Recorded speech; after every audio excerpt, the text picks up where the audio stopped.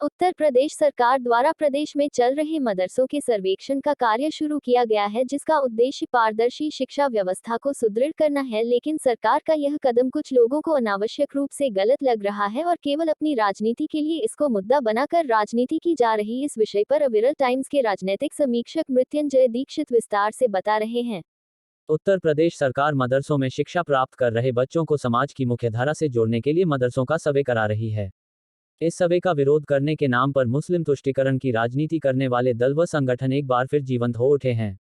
प्रदेश सरकार का मुख्य उद्देश्य मदरसों को मुख्यधारा में लाना है। सरकार छात्रों व अध्यापकों को शिक्षा के आधुनिक तरीकों से जोड़ने की कवायद कर रही है। मदरसा सर्वे के 12 बिंदु तय किए गए हैं, जिसमें मदरसों की गवर्निंग कैसी होती है, इन्हें पैसे कहां से आते हैं, पाठ्यक्रम क्या है, आदि सवालों का उत्तर देना है। मदरसों के सर्वे के लिए जो फॉर्म बनाया गया है उसमें मदरसे को संचालित करने वाली संस्था का नाम, स्थापना का वर्ष, मदरसा निजी भवन में चल रहा है या किराए के भवन में चल रहा है, क्या मदरसे का भवन छात्रों के लिए उपयुक्त है। इस फॉर्म में पेयजल, फर्नीचर, शौचालय आदि सुविधाओं आदि के बारे में भी बताना होगा। मदरसे में शिक्षकों की संख्या का विवरण भी देना है।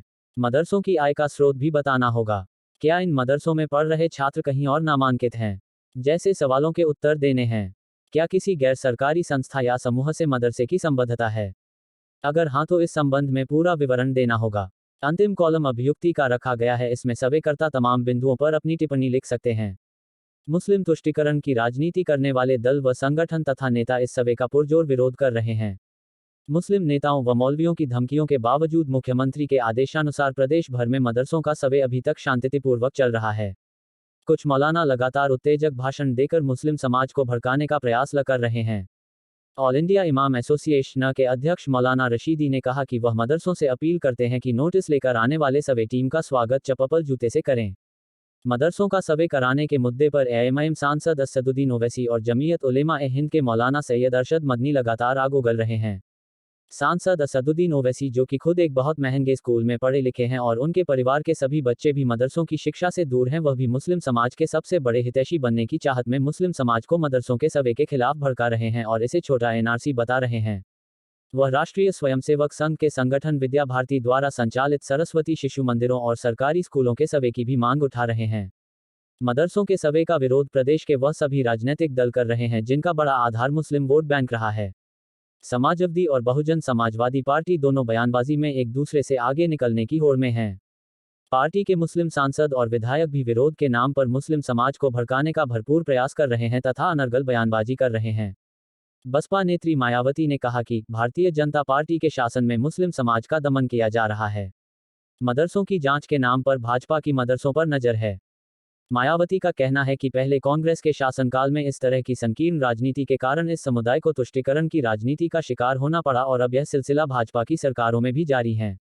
मायावती का कहना है कि मुस्लिम समाज के शोषित, उपेक्षित व दंगा पीड़ित होने आदि की शिकायतें कांग्रेस के जमाने में आम रही है, फिर भी बीजेपी द्वारा तुष्टीकरण के नाम पर संकीर्ण राजनीति करके सत्ता में आ जाने के बाद अब इनके दमन व आतंकित करने का खेल अनवरत जारी है। जबकि वास्तविकता क्या है यह पूरा प्रदेश व देश जानता है। मुंबई के इस्लामिक संगठन रजा अकादमी के प्रमुख मौलाना सईद नूरी ने भी सर्वे पर आपत्ति जताते हुए कहा कि अगर सरकार सभी मदरसों को मान्यता देना चाहती है तो ठीक है, लेकिन हकीकत यह है कि सरकार मदरसों का भला नहीं करना चाहती। वह तो मदरसों की आड़ में वातावरण को सांप्रदायिक बनाना चाहती है।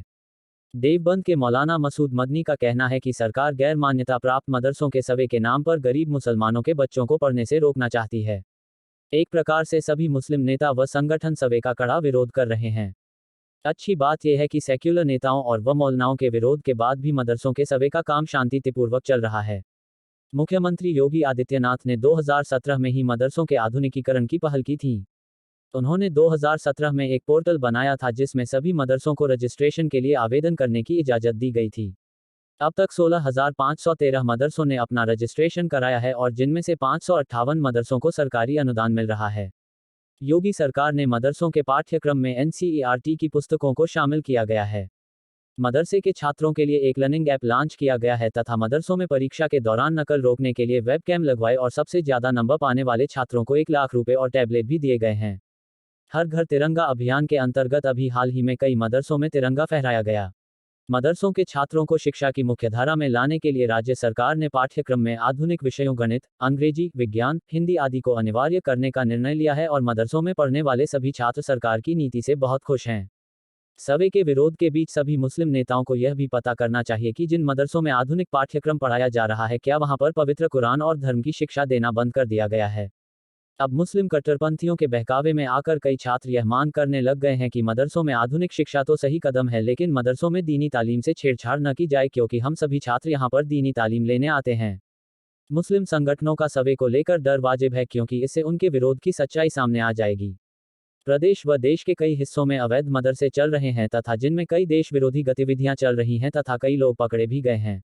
असम में अवैध मदरसों पर कार्यवाही के दौरान 3 मदरसों से 37 कुख्यात आतंकी पकड़े गए हैं, जिनका संबंध कुख्यात आतंकी संगठन अल-कायदा और बांग्लादेशी संगठन अंसारुल बांग्ला से बताया जा रहा है। मदरसे चलाने की आड़ में ये लोग देश विरोधी गतिविधियों में सक्रिय रूप से शामिल थे। उत्तराखंड सरकार ने भी मदरसों का सच जानने के लिए उत्तर प्रदेश सरकार की तर्ज पर सर्वे कराने का निर्णय लिया है। उत्तर प्रदेश में अवैध मदरसों की फसल लहलहा रही है। श्रावस्ती जिले में 62 किलोमीटर सीमा नो मैंस लैंड से मिलती है। इस सीमा पर अवैध रूप से गांव बस गए हैं और अवैध मदरसे भी संचालित हो रहे हैं, लेकिन खुफिया एजेंसियों व सुरक्षा बलों के अफसर भी कुछ कहने की स्थिति में नहीं हैं। अमेठी में चारागाह की जमीन पर बना अवैध मदरसा बुलडोजर से ध्वस्त किया गया है।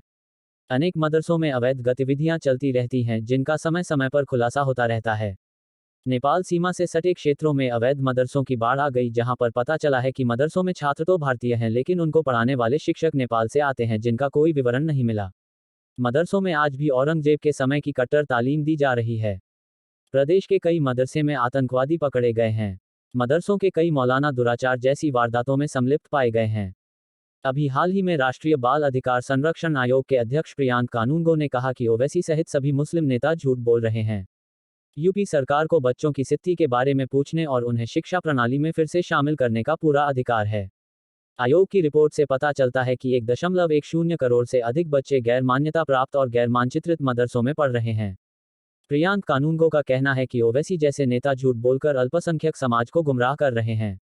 आयोग की रिपोर्ट में यह भी खुलासा हुआ है कि मदरसों और शिक्षा का संचालन करने के लिए 10,000 करोड़ का फंड आया, लेकिन वह कहाँ गया और कहाँ खर्च हुआ कुछ पता नहीं है, जबकि मदरसों के छात्रों व अध्यापकों को किसी भी प्रकार की सहायता नहीं मिल रही और न ही छात्रों की संख्या बढ़ी है।